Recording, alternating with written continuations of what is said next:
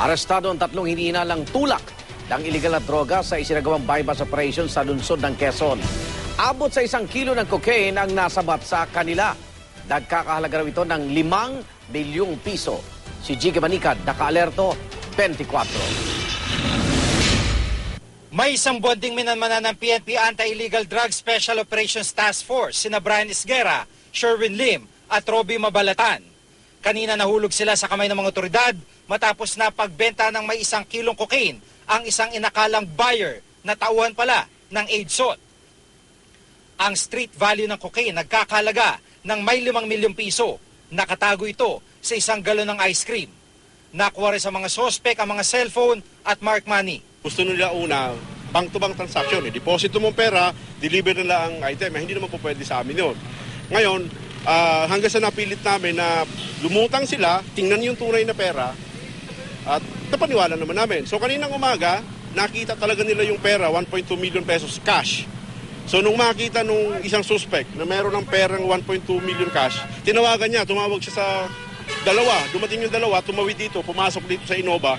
Inabot sa ating pusher buyer yung cocaine. Ayon sa PNP, pangunahing kliyente ng mga sospek ang mga foreigner, lalo pat marami nagbabakasyon ngayon sa Pilipinas. Based doon sa aming analysis, ang nilalakuan nila, ang kliyente nila, mga foreigner, na andito ngayon sa Pilipinas para mag-enjoy ng summer vacation. At the same time, yung mga upper class, mga yapis, no? Class A, Class B na mga yapis na kaya nilang gamitin ang cocaine.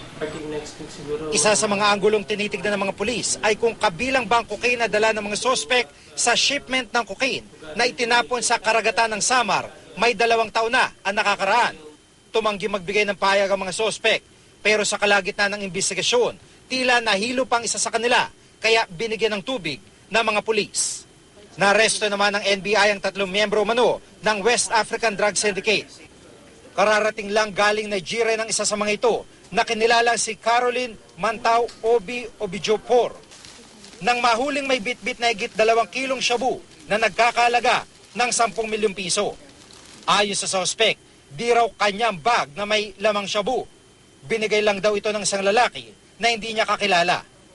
Sa isang operasyon naman, naaresto ang 2 pang Nigerian na sina Friday Paul Omina at Quinto Tamba Nage. Itinanggi nila pareho ang akusasyon. Yung pagkakapak niyan is talagang maganda eh.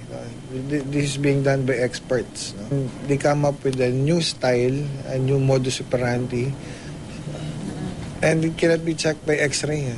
Kagabi naman, 3 ring Nigerians ang naaresto sa isang turo-turo sa Zapote Road, Las Piñas. Nakuha sa kanila ang may 100 gramo ng shabu na may halagang 300,000 piso. Jiggy Manicad, nakatutok, 24 oras.